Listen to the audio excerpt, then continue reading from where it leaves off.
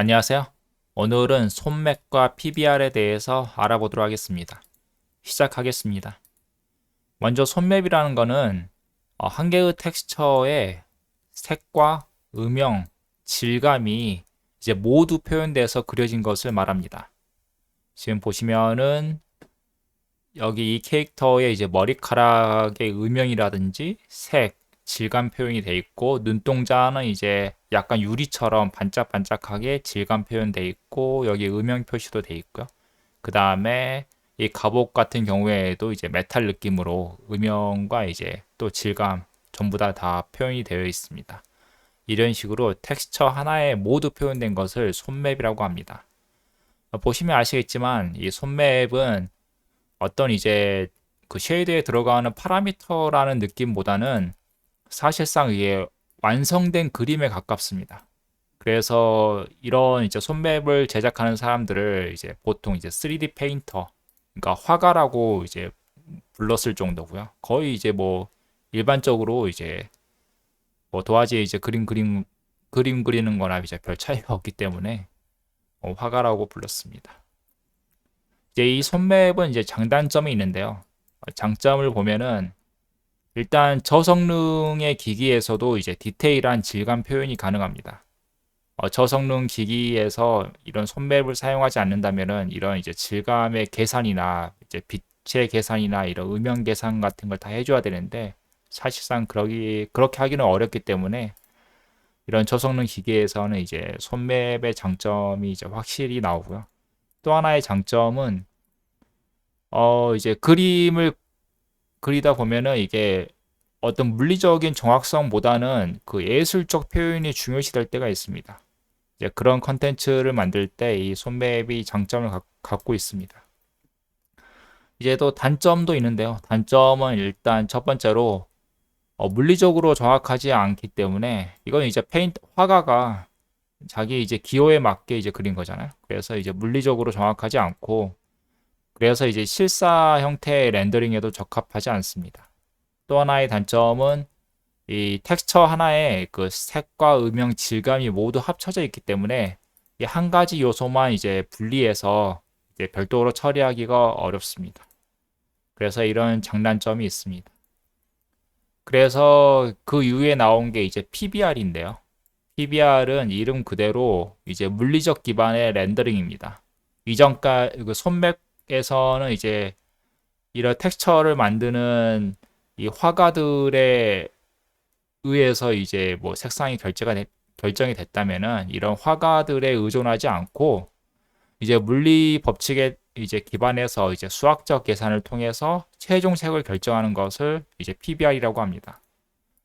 그래서 이제 각 프래그먼트의 최종 색상이 이런 3D 화가들이 아니라 이런 이제 주어진 머티리얼과 이제 수학적 계산을 통해서 이제 최종적으로 결정이 됩니다.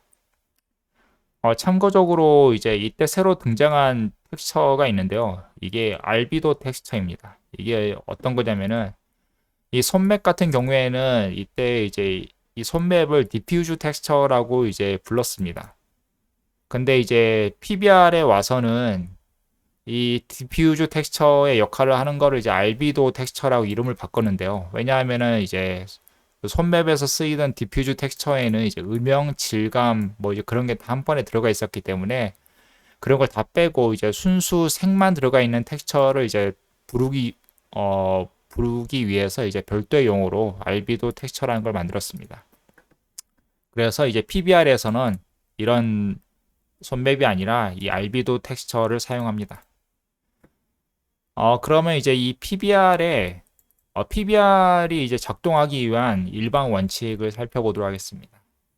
일단 이제 물리적 기반이기 때문에 당연히 이제 물리적인 속성이 있습니다. 첫 번째로 이 프래그먼트가 받은 빛보다 더 많은 빛을 이제 내보내면 안 됩니다. 이거 에너지 보존 법칙에 관한 거고요.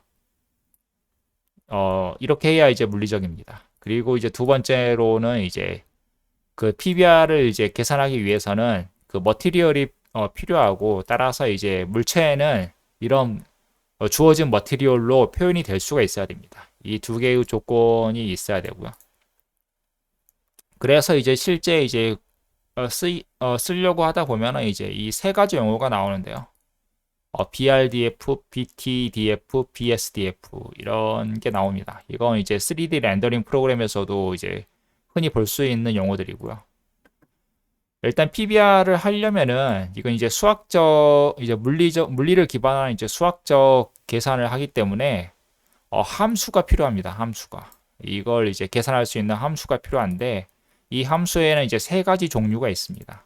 어떤 거냐면은 이제 첫 번째로 BRDF가 있는데 얘는 이제 빛이 어떤 방향으로 이제 반사가 되는지를 나타내는 이제 함수이고 그 다음에 이제 BTDF가 있는데 얘는 빛이 어떤 방향으로 투과가 되는지 이 투과에 대한 함수이고요. 이제 BSDF가 있는데 얘는 이제 이 두 개를 합친 겁니다.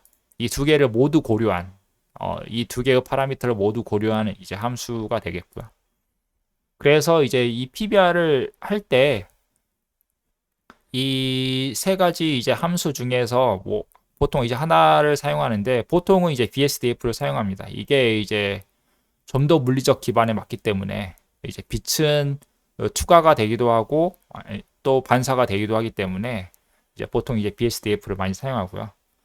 이거는 이제 특정 어떤 알고리즘 하나를 지칭하는 게 아니라 이런 특성을 가진 뭐 모델이다, 함수다. 내가 만든 알고리즘은 이런 특성을 갖는다. 이런 조건을 갖는다.